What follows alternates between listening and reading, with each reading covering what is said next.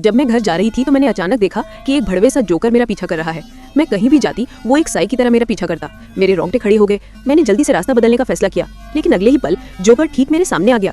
वो बढ़ा चढ़ाकर हाव भाव बना रहा था और मुझसे अपना जादू का शो देखने के लिए कह रहा था।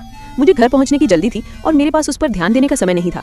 मैं ये देखने के लिए पीछे मुड़ी कि क्या वो अभी भी मेरा पीछा कर रहा है। लेकिन जब मैं चौराहे पर पहुंची तो जोकर फिर से मेरे सामने आ गया। उसने अपना हाथ बढ़ाया जिसमें ताश के पत्तों का एक ढेर था और मुझसे ही पत्ता चुनने के लिए कहा।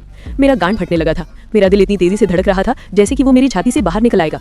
उसे दूर जाने के लिए बेताब मैं पास की एक सुविधा स्टोर में घुस गई, लेकिन तब भी पागल लवड़े जोकर बाहर ही रहा और गया नहीं। स्टोर के मालिक ने जोकर को बाहर देखा, ये सोचकर कि वो मेरा प्रशंसक है, और इसे गंभीरता से नहीं लिया। जोकर वहां बहुत देर तक खड़ा रहा, मेरे बाहर आने का इंतजार करता रहा, जब तक कि वो अंत में मुड़कर नहीं चला गया और अपना अगला निशाना खोजने लगा। मुझे लगा कि बुरा सपना खत्म हो गया है, लेकिन जब मैं फिर से सड़क पर चली तो मैं एक बार फिर उस रंडीबाज जोकर से टकरा गई। मेरे पास रुककर उसका शो देखने के अलावा कोई चारा नहीं था। जोकर खुशी से झुका, ताश के पत्ते निकाले और मुझसे बेतरतीब ढंग से एक पत्ता चुनने के लिए कहा। मुझे उस पर लिखा नंबर याद रखना था। फिर उसने पत्तों को फेंटा और मुझसे दूसरा पत्ता चुनने के लिए कहा। अगले ही पल जो पत्ता मैंने पहले चुना था वो मेरे हाथ में आ गया। इस उबाऊ जादू की चाल को देखने के बाद मैंने पत्ता वापस उसके हाथ में थमा दिया और तुरंत जाने के लिए मुड़ गई। लेकिन जोकर असंतुष्ट लग रहा था और लवड़े ने मेरी पीठ को घूर रहा था। सच में मैं ज्यादा दूर नहीं चली थी कि मुझे लगा कि कोई मेरा पीछा कर रहा है। मैं मुड़ी और जोकर फिर से मेरा पीछा कर रहा था।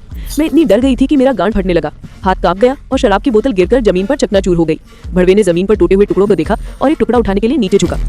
Oh, fuck you. What are you gonna do? You gonna cut me with the piece of glass? इससे पहले कि मैं कुछ समझ पाती, उसने उस टुकड़े को अपनी गर्दन पर दबाया और उसे काट दिया। खून तुरंत मेरे पूरे चेहरे पर फैल गया। मुझे विश्वास नहीं हो रहा था कि वो ऐसा कुछ करेगा। जैसे ही मैं सदमे में थी, एक और भी अजीब बात हुई।